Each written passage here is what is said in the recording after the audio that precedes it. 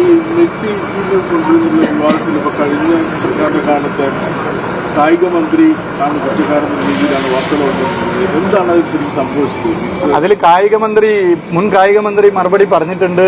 ഇന്നലെ CPM-ന്റെ സംസ്ഥാന സെക്രട്ടറി പറഞ്ഞിട്ടുണ്ട്. അതിന്റെ അപ്പുറം എനിക്ക് വേറെ ഒന്ന് പറയാം.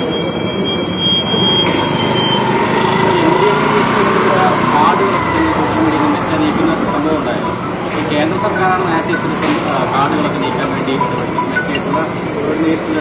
ഇപ്പോൾ സംസ്ഥാന സർക്കാരൊക്കെ ചെയ്യുമ്പോൾ കേന്ദ്ര സർക്കാർ ചെയ്യുന്നതുപോലെ തന്നെ മാധ്യമങ്ങൾ വേണ്ടിയാണ് എതിരെ വിമർശനങ്ങളൊക്കെ ഇല്ലാതാക്കാനുള്ള ശ്രമം തന്നെയാണ്. ഇത് രാഷ്ട്രീയ വീരുത്താണ്. ഞാൻ പറഞ്ഞല്ലോ, വിമർശനങ്ങളെ അസഹിഷ്ണുതയോടുകൂടി കാണുന്നു. മാധ്യമങ്ങളിലെ കാർഡുകൾ, ഈ ഓൺലൈൻ പ്ലാറ്റ്ഫോമിലും മറ്റും വരുന്ന കാർഡുകൾ തങ്ങൾക്ക് അനുകൂലമല്ലാത്തതാണെങ്കിൽ അതിനെ കൈകാര്യം ചെയ്യുന്ന രീതിയാണ്. അതിനെ കൈകാര്യം ചെയ്യാൻ നരേന്ദ്രമോദിയുടെ പാത പിന്തുടരുകയാണ് VD സതീശനെന്ന് തോന്നുന്ന നിലയാണ് വരുന്നത്. കേരളത്തിലെ മുഖ്യമന്ത്രിമാരുടെ പട്ടിക എടുത്ത് പരിശോധിച്ചാൽ അത് പഴയകാലത്ത് സോഷ്യൽ മീഡിയ ഒന്നും ഇല്ലെങ്കിലും വിമർശനങ്ങൾ ഉണ്ടായിട്ടുണ്ട്, പല നിലയിലുള്ള വിമർശനങ്ങൾ ഉണ്ടായിട്ടുണ്ട്.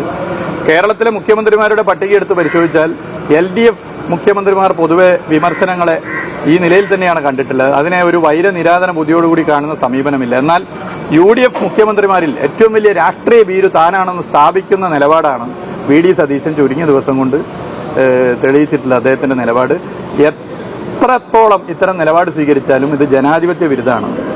ജനാധിപത്യ വിരുദ്ധമായ നിലപാടിനെ ജനങ്ങളെ അണിനിരത്തി ശക്തമായ ക്യാമ്പയിനിലൂടെ ചെറുക്കുന്ന സമീപനം ഉണ്ടാവും.